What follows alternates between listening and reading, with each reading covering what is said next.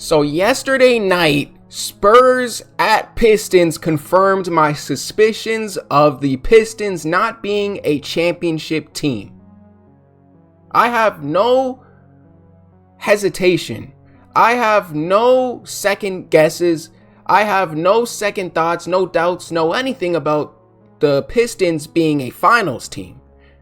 I have no suspicions about if the Pistons can actually get to the finals. I have no suspicions or doubts or reservations about that at all. They can beat up on teams in the Eastern Conference. So they can actually, again, they can go to the finals. I have no suspicions. And there should have been a Piston himself, Victor Wembanyama. They rigged the draft. We all know that. Pistons came in fifth place 3 years in a row. It is what it is. But that's out of, that's not the conversation. The conversation is they're not a championship team. Yes, they can reach the finals. Can they actually win a championship? No. Because we've seen it over and over and over again. When the Pistons actually do play the best teams in the Western Conference, they end up losing. Right? And this game was a close game. But let's just be honest. If they're losing in games like this, what do you think it's going to look like in a 7-game series? There are some fixes to this.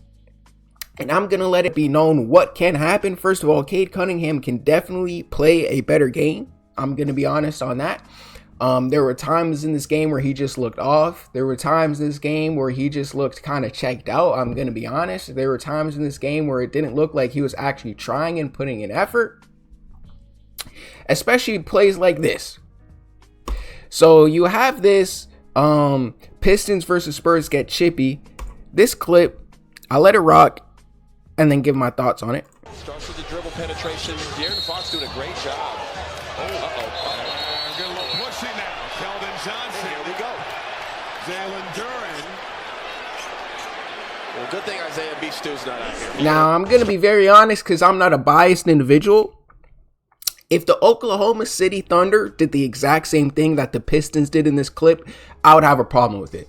So I need to keep it fair on all angles. Cade Cunningham is getting absolutely strapped by Stephon Castle. Stephon Castle's playing him tough. Stephon Castle's playing him close. The same way that the Pistons like to play their opponents, Stephon Castle is giving the same energy to the Pistons. And the leader of the Pistons, Cade Cunningham, pushes him to the floor.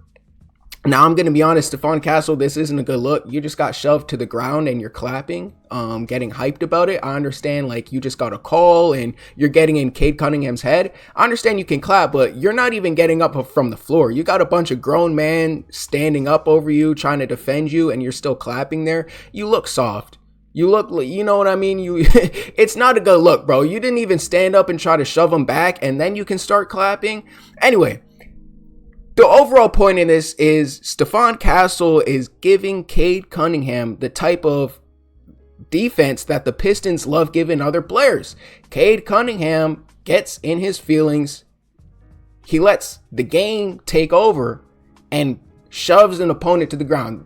That's not my type of... Hey, and shout out to Duncan Robinson. I went in on him a couple weeks ago when the Pistons fought the Hornets and Duncan Robinson literally walked away and like kind of shrugged.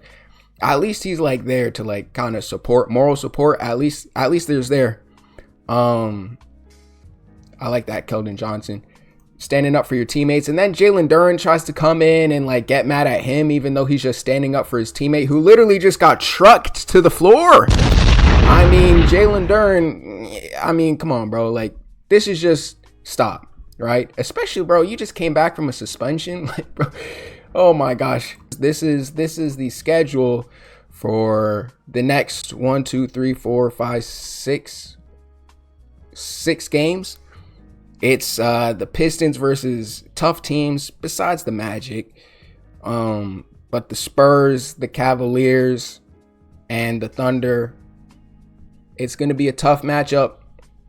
But instead of complaining, obviously, because I don't really like when people complain all the time without a solution. So I'm going to get to the solution, you know, because if the Pistons aren't a championship team, what's the point of me in even making this video? What's the point of me ranting about it? What's the point of me even talking about it? Well, I have to highlight a solution that I think we can fit some small cracks, right?